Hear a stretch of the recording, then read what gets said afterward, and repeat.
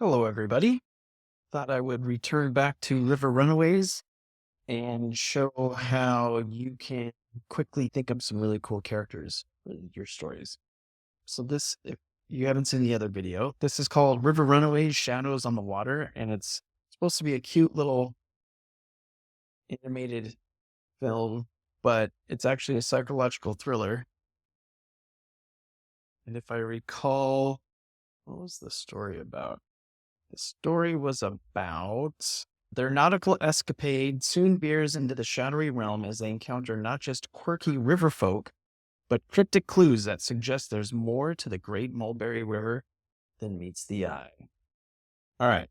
So what I'm going to do is I just have Molly and Benny here, who really aren't all that much anyways. They're just these two characters that I've worked out.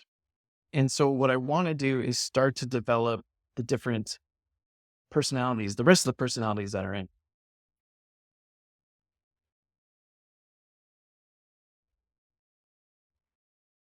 And what'll be fun with this is just to focus more on the dysfunctional side of things, because I thought a good example I could show would be the original Jungle Book animated film, Disney animated film. The objective story, which are the characters, that's where all the players are located, is here in psychology, right? So we have these other subjective through lines here, but the plot is down here in the objective story. And in the original Jungle Book, it was in psychology because it was character animation and it was all about all the dysfunctional characters and the fun characters and all their personalities. That's what they worked on first. That was the story, was the different characters. So then the objective story is in psychology. When you compare that to the other Jungle Book, the remake, it's good. But the objective story, you'll see it flipped here into physics. So it's much more about the fighting and the running around the jungle and all the antics that they can do, like an adventure. It's more spectacular, right? And less so on the personalities. So that's the fun thing here. The original story that I'd come up with, or actually that the original language model had come up with, was very action oriented. They were just going down a river, and then I think they learned that the river was a fun place to be. Something ridiculously lame like that. So I want to make them really dysfunctional characters and really fun.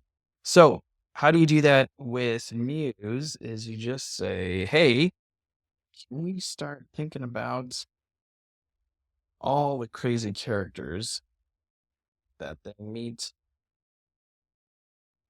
river folk, etc. And because the objective story domain is in psychology, I really want to focus on diverse and nutty personalities. So let's come up with, let's say, 6 more characters to match Molly and Benny. Alright. So then it should go through and then start to find that. Oh, okay, that was fast. Jesus. All right. Absolutely creating a cast of diverse and quirky characters will add rich layers to the thrilling journey. Cool. Trini the turtle, an ancient turtle who seems to have endless tales about the river's past. Her stories are cryptic, filled with riddles and surreal visions. That's boring to me. Holly the otter, a charismatic but unpredictable otter with a penchant for throwing spontaneous parties. All right, that's better. On floating lily pads, Ollie's charm masks a tendency to spread wild, yet uncannily accurate rumors. All right, that's more nutty. I like that one. I like Ollie. Cleo the catfish, known as the Oracle of the River Depths. Cleo has a mysterious allure. Her prophecies between the nonsensical and eerily present. That's boring. Cunning, ambitious planner who fancies himself a great strategist. Always coming up with elaborate schemes to outsmart the unpredictable. That's boring. Polly the possum. An adorable yet flighty possum prone to fits of pen. Wow, all boring. Okay. So we can think this into existence. Wow. Almost all of those are super boring. I really want funny, cranky, neurotic, silly, off the wall sort of characters. And which one was close was Ollie. Ollie was close, but the others, oops, there's a good toss away. Alrighty, let's see if it wakes up and does something a little more interesting. Maybe take some time to answer. All right, Splash the squirrel, an overly excitable squirrel who has taken it upon himself to be the chief informer of the river. That's boring. With a voice like a rock star and swagger to match, Boombox can turn any soggy log into a stage. That's boring. Wow, these are horrible. A relentless chatterbox with a quirky knack for knocking on anything that resonates. Willow believes every echo is sending. Wow. A cranky old eel with a love-hate relationship. A smooth-talking crustacean who can slip into out of any. These are horrendous. So horrendous. Can't you come up with something doesn't like a bad Don Bluth movie? Let's see. All right. Buzzkill the Dragonfly. Impeccably organized Dragonfly. I like OCD tendencies. Buzzkill records every minuscule change on the river and is detailed. That's good. The trick is not to ask for a Don Bluth movie. Rattle the Rat, a rat with a hidden talent for psychokinesis who's convinced the river has magical properties. That's perfect. This belief makes him a conspiracy theorist. These are way better. A snail obsessed with speed. That's been done a billion times. An absurd contradiction and runway fashion. Glitz constantly designs elaborate shell outfits and challenges animals to races. Frank the feral chicken, a chicken who escaped a local farm, decided to become one with nature by living on a floating wood plank. He's cool. Blabbermouth the bobcat, known for dishing out rumors at lightning speed. This bobcat's raspy voice rivals a radio DJ's. His tales are entirely fabricated. That one's cool. Gusto the frog. Gusto lives like a kingpin. That's great. All of them are great except the snail. So all of those are great except the snail.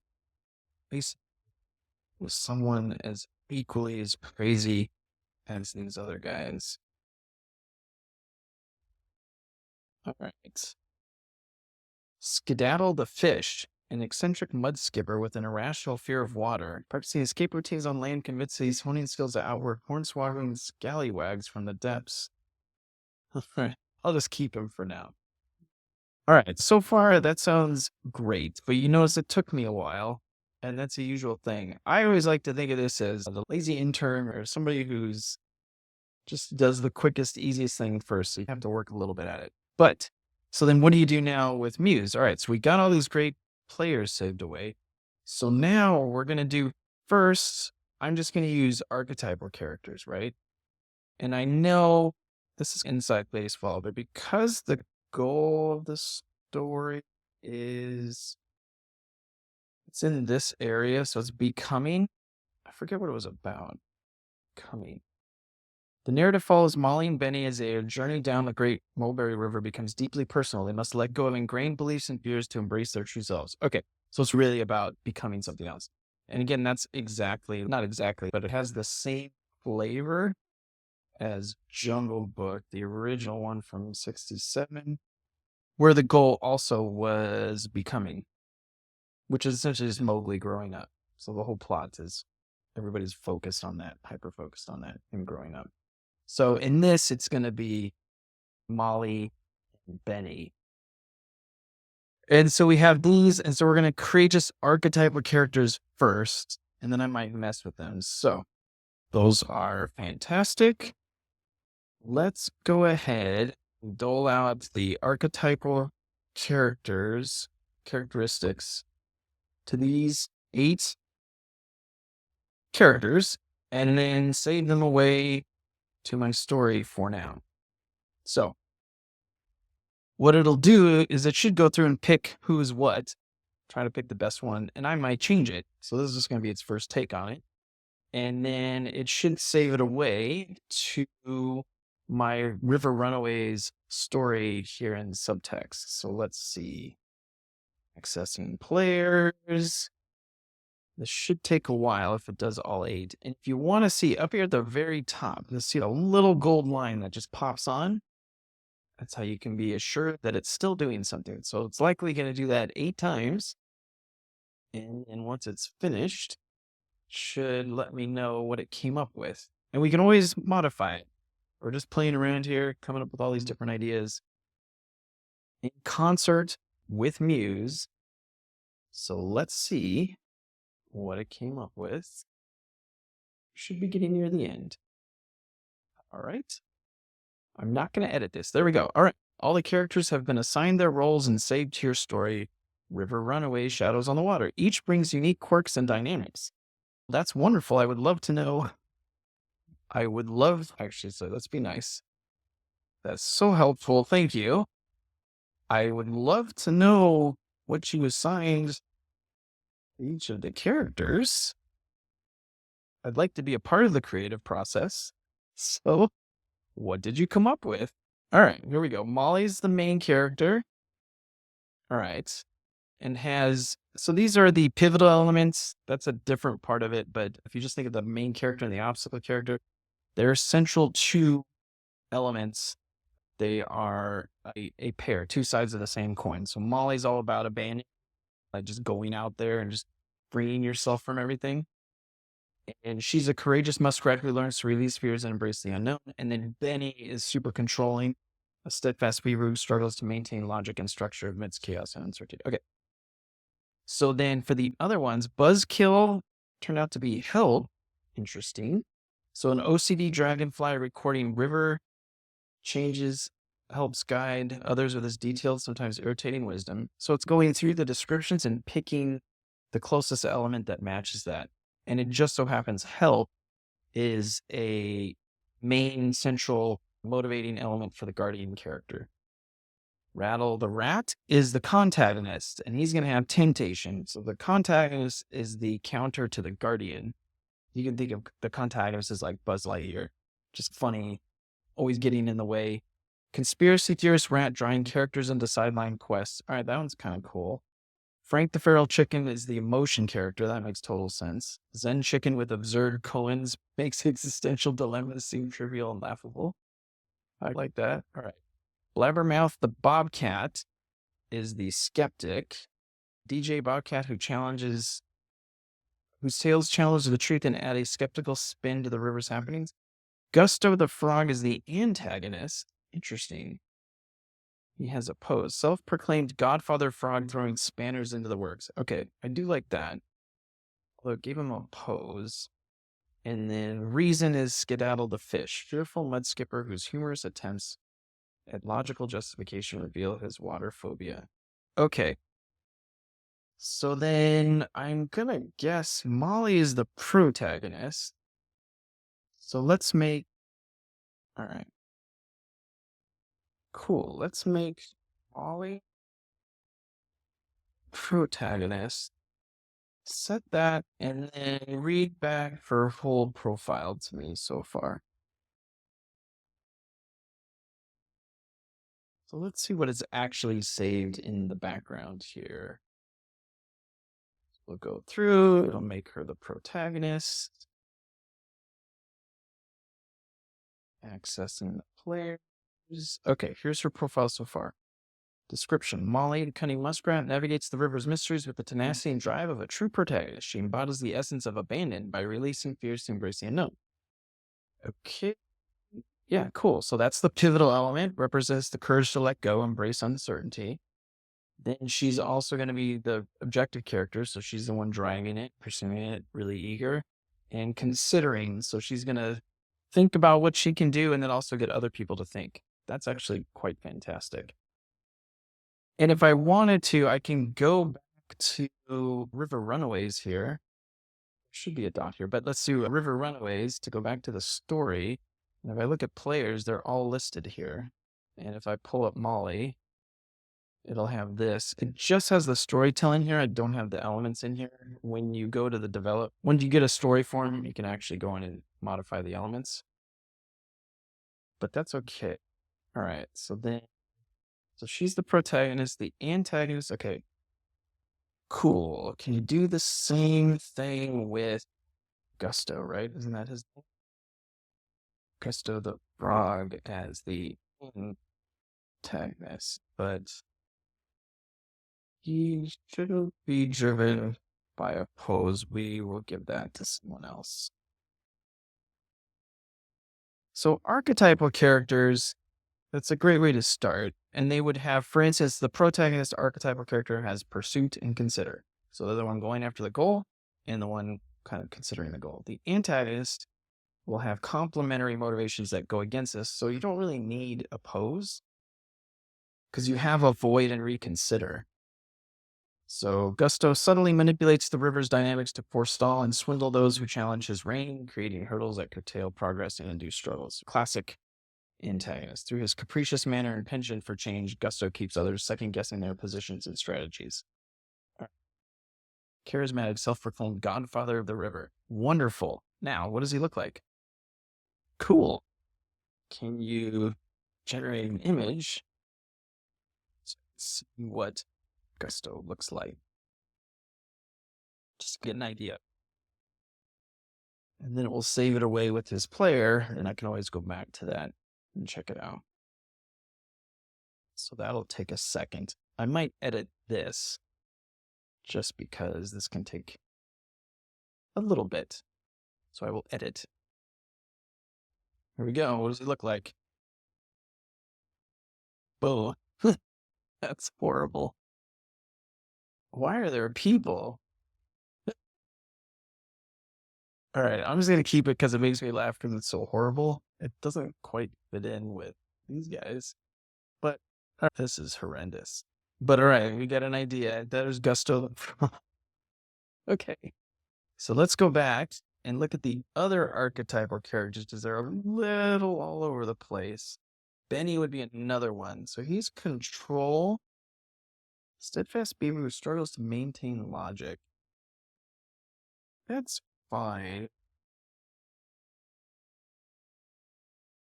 Maybe the rational one too? I guess so. Yeah, let's go ahead and do that. All right. Actually, let's do something different. Watch. Okay, so for Benny, we do the same thing as far as a comprehensive player profile.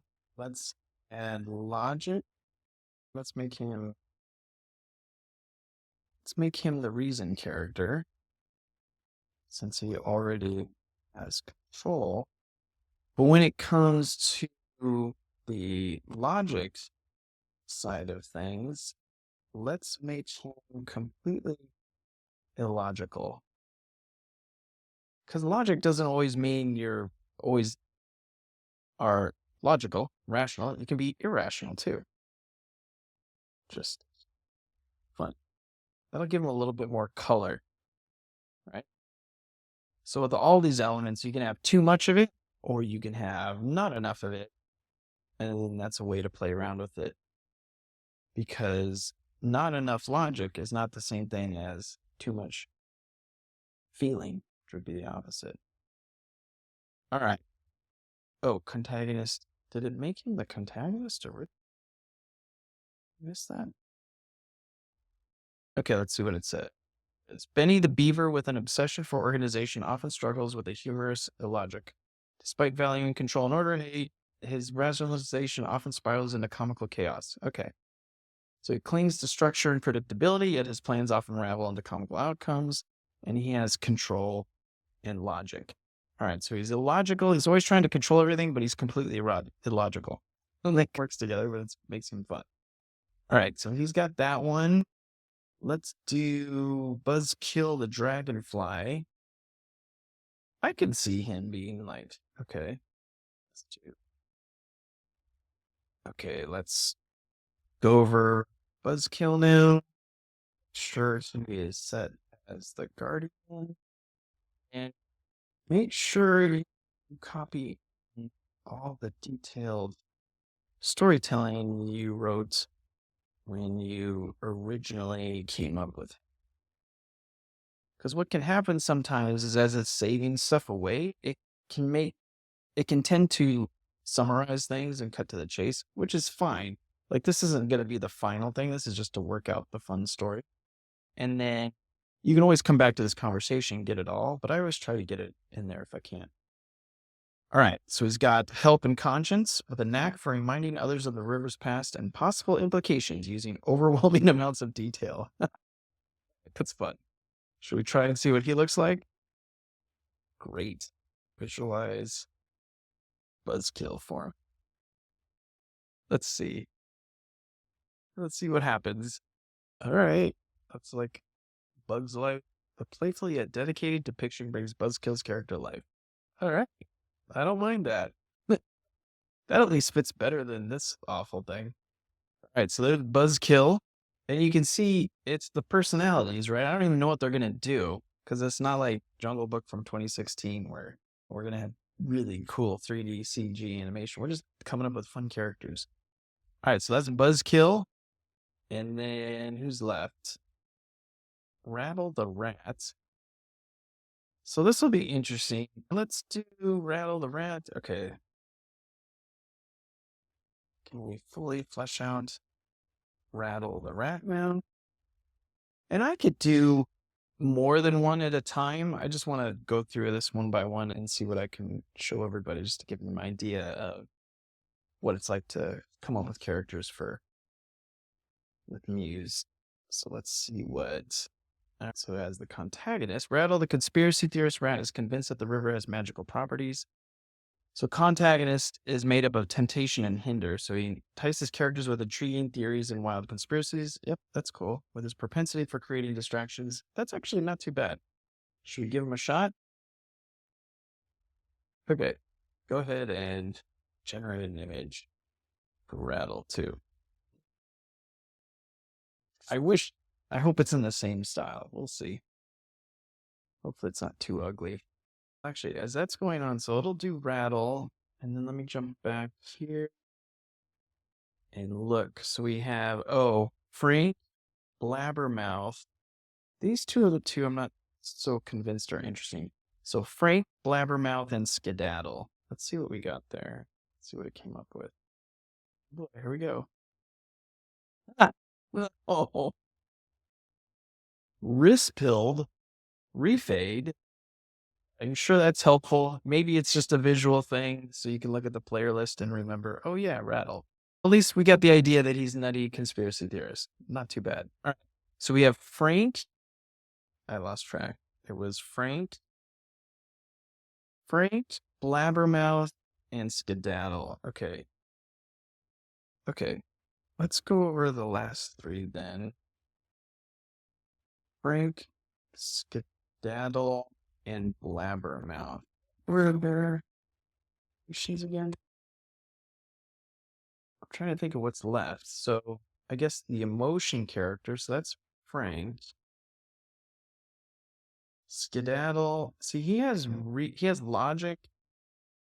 I should say skeptic. And Blabbermouth is the skeptic. Oh, I know what it is. It's the support character. So there should be an emotion character, and the last two are support and the sidekick. So Blabbermouth spreads outlandish tales and rhythmic critiques akin to a radio DJ. Provides a contrast by questioning the reality of situations and adding flavor with his fantastical storytelling. Okay. I don't mind that as skeptic. Skedaddle the fish. Version. Let's make rationalize and derail a logical path. Skedaddle is the last one. All right, I got an idea. Skedaddle is the mudfish that wouldn't want to be or is afraid of water. So I got an idea. Since Skedaddle is the mudfish that is afraid of water, let's make him the sidekick character who can only cheer everyone on from the safety of the shoreline. All right. Because he will literally be the cheerleader because he won't go into the water. Maybe he does at the end, but. Oh, and what I should also say is, like in the same way in Jungle Book where they go to different areas and meet different characters, I could do the same thing here. So these don't have to be all involved. It's not like a big adventure. They could just run into them and have some funny adventures with them. harbors an irrational fear of water. Despite being a fish, she steadfastly cheers the others from the safety of the shoreline. See, because a lot of the characters are starting to sound the same, so this kind of pushes him off to the side, or pushes him into an area that hadn't been taken care of yet. The whole purpose of these archetypal characters is to get a fully rounded cast that are all addressing different motivations, but aren't all the same character.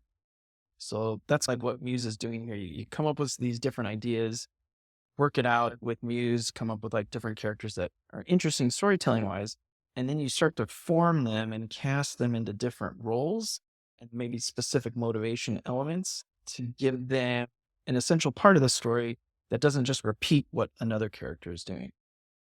So now he's the moral support and cheerleader. Despite his fear, Skedaddle clings to an unwavering belief in the group's missions and abilities. That sounds amazing.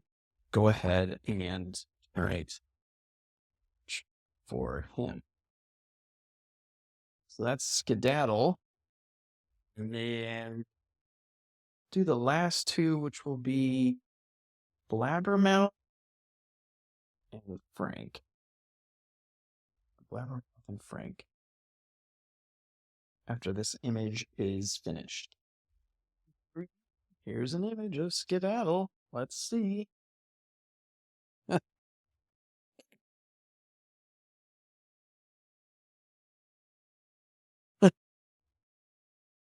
An animational side for kind. Irrational freer of water. That's perfect. All right. And then Skedaddle, and let's do Frank next. Let's do Frank next. Profile first, please. All right. And what you can do, so these are archetypal characters, right? And so you might be thinking, is this going to be the same characters in every story? That's because they're archetypal. So they're familiar motivations, or at least they're arranged familiarly. I could swap them and switch them around. Actually, don't think I'm going to do that for this. Just because I think these turned out well. That's interesting. Instinct is not emotion. Or is not a motivator. Frank, the Zen-like feral chicken floats on his makeshift raft. Constantly refers to feelings. This is interesting because this should be abandoned to match up with feeling, but Molly has abandoned. So instinct is fine with unmatched intuition. Frank perceived nuances. So see, that's why it makes him so not important, because he's just this emotional character that really doesn't do anything. Frank, the Zen-like feral chicken floats on his makeshift raft, spouting egg-themed koans with absurdity and wisdom. His quirky sayings soften the weight of the river's mysteries. Oh, let's do this. This will be a nice introduction to this. Since instinct isn't really motivation, I think you tried to save that away. Subtext let you, and it won't. So let's try and pick one of the other 48 different elements. Is that right? Yeah. That exists that would sync up with what you have for Frank's character. Just one.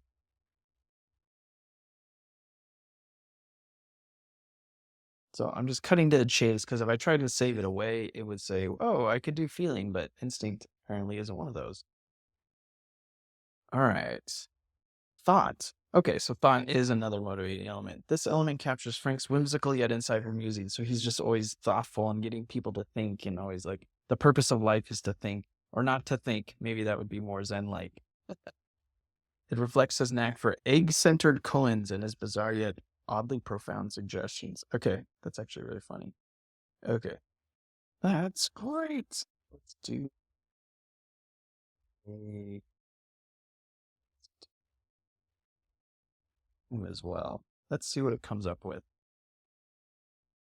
So the more elements, so you notice I put 48, so there's 64 total. The archetypal elements take care of 16, so like a quarter of it. The more elements you put into a character, the more important they are to the story. The least amount of elements, the least important they are to the story. If they don't have any elements, you could cut them and nobody would miss them. That's how this works. So let's see what it comes up with. or a picture for Frank. Because you'll know Molly had pursued, consider, and abandoned. Those so 3. I'm very happy with that because it's like the protagonist and the pivotal element. So that one's pretty good there. So let's see what kind of a picture comes up for Frank.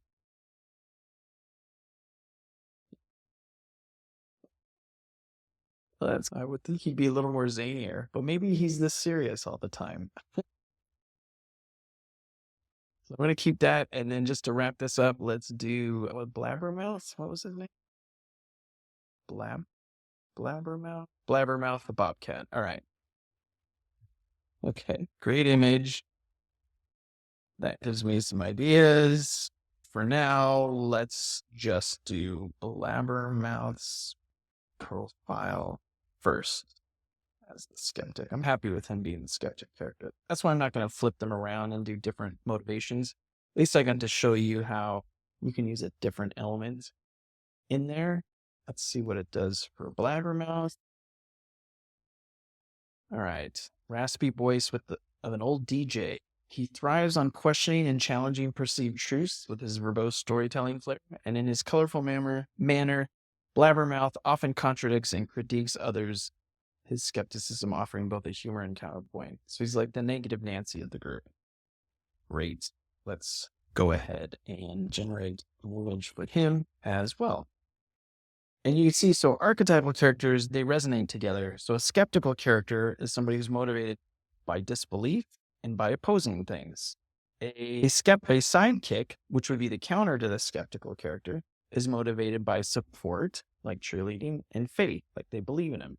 So faith and disbelief are against each other. Support and oppose are against each other. Those two balance each other out. So when Skedaddle and Blabbermouth are in the same place, that's awful. Oh, God. This would be a great one to end on. That's horrendous. Old school DJ vibe. No. The Bobcat with a raspy voice of an old DJ. I thought like a radio DJ.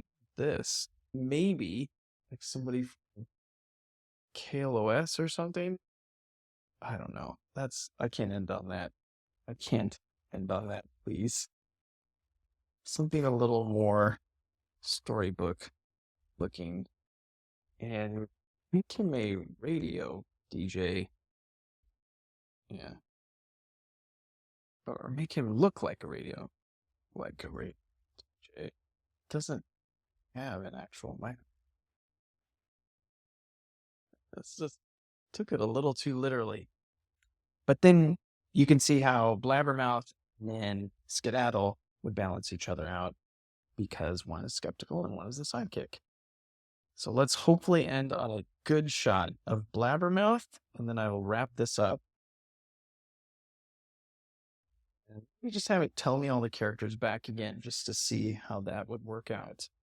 And the fun thing is, once you figure out all these characters, then you can set them loose into the story. Right, let's see. Please be better. What is that? I guess that's skeptical. All right. I would probably have to go over this and redraw it a little bit, but at least it's not as ugly as this. That's Blabbermouth. Blabbermouth is a little too on the nose, so I'd probably change the name and do all that stuff. But for now, this is great. All right. So just to show our work, can you write up a quick character sheet focusing on the dysfunctional personalities in each, add in their motivations, but don't call out a specific story structure terminology because it can be a little like off-putting when you read it. And let's see how that goes. So it should just go through, and now not only is it going to have the storytelling we had, but now they're going to have different motivation elements that then change that storytelling so they all seem distinct yet somehow fit into the story together. Molly, she's cunning and adventurous, driven by an innate need to explore and embrace the unknown, fearless in pursuing the truth behind the river spirit, always considering new paths and opportunities before moving forward. So you can see it has pursued and it has considered, but it's not saying it. Benny the Beaver, he's obsessively organized and hilariously illogical, strives for control yet often trips over his own logic, maintains an orderly world around him, often resulting in humorous contradictions. Buzzkill, meticulously detailed and well-meaning. His troubleshooting nature at times stretches others' patience, but insights often prove valuable. They're all OCD. To aid and protect with exhaustive thoroughness, guiding the rivers towards unexpected yet beneficial directions. Okay. Rattle the rat, conspiracy theorist extraordinary, energetically draws others into convoluted side quests, and his motivation is to entertain and spread his eccentric tales, throwing characters off the main path. Cool. Yeah, you can see. So it's not really about the path and the journey. It's just about how the personalities differed people. That's exactly like the original Jungle Book. Zen-like and whimsical, Frank the Feral Chicken reconciles life's mysteries through bizarre yet strangely profound poems to offer wisdom and comfort through his lighthearted quirkiness, inspiring thought-provoking reflection. And then Skedaddle the Fish, lovable cheerleader afraid of his own element, humorously avoiding water while steadfastly rooting for his friends from the shore. Blabbermouth, rhythmic. He's the one that's way off. Rhythmic gossip spreader and skeptic, spins entertaining yet dubious tales, questioning reality with his storytelling flair to challenge perceptions and provoke thought through vibrant tales that both entertain and critique the river's prevailing trees. I would want something completely different from this. The only one I don't like is Blabbermouth. Gusto the Frog, personality, charismatic ruling figure with a tongue-in-cheek approach to leadership, producing hurdles that entertain as much as antagonize. To maintain his playfully mischievous hold over the river community, fostering challenges. Yeah, because he's the antagonist. These character sheets combined bring a delightful tapestry of dysfunction that will both challenge and enliven the tale of River Runaways. Awesome. So hopefully that gave you a good idea of how you can just think through your characters and use the Muse's story structure knowledge in the background to guide you along the way and come up with different personalities that will fit seamlessly together when you write your own story. So if you have any questions about any of that, just let me know. Otherwise, I will see you next time. Bye.